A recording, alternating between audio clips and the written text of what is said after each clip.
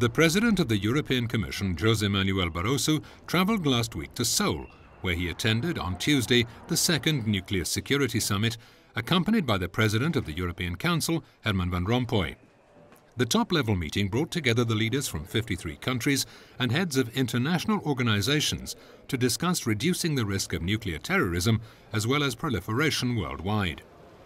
In his speech, President Barroso stressed that safety, security and non-proliferation are absolute priorities for the European Union, and that in the wake of the Fukushima tragedy, Europe had taken the lead in defining and carrying out comprehensive risk and safety assessments of its nuclear power plants. In the margins of the Nuclear Security Summit, the two European leaders looked for a breakthrough in the ongoing free trade agreement talks with Canadian Prime Minister Stephen Harper. They also held several key bilateral meetings with Southeast Asian countries, including Vietnam and the Philippines, to convince them to follow and start free trade talks with the European Commission.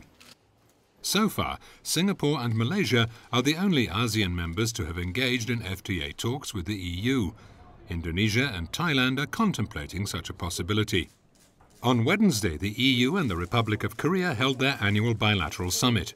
José Manuel Barroso and Herman Van Rompuy discussed with South Korean President Lee Myung-bak ways to boost trade and deepen the new bilateral strategic partnership between the EU and Asia's fourth-largest economy. Both sides warmly welcomed the expansion of bilateral trade after the provisional application of the Korea-EU Free Trade Agreement on the 1st of July 2011 and expressed the wish to further expand their cooperation in many areas, especially in education, research and innovation. They further discussed a wide range of issues, from situations in Iran and Syria to global efforts against climate change. The European and Korean leaders also called strongly on North Korea to revoke the long-range rocket launch scheduled for next month. Korea is a natural and like-minded partner of the European Union, and today's summit further contributed to reinforce our strong ties. We are now working closely to reap the full potential of our strategic partnership and our trade and investment relations.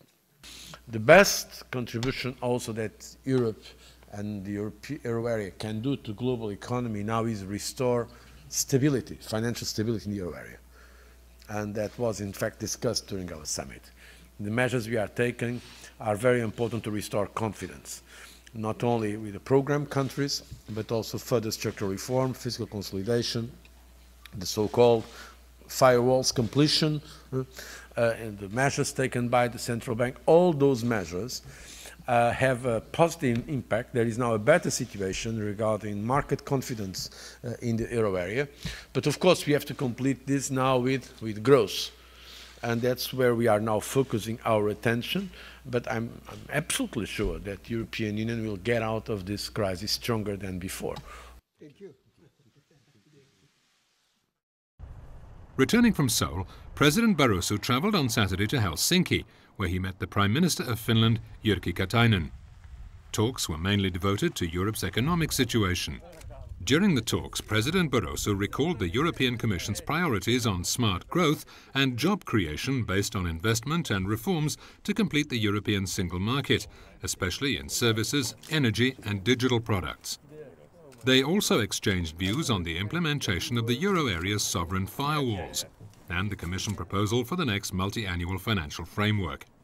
A few hours later, President Barroso met the newly elected President of Finland, Sauli Niinisto, a pro-Europe politician credited with leading the Finnish economy towards growth in the 1990s.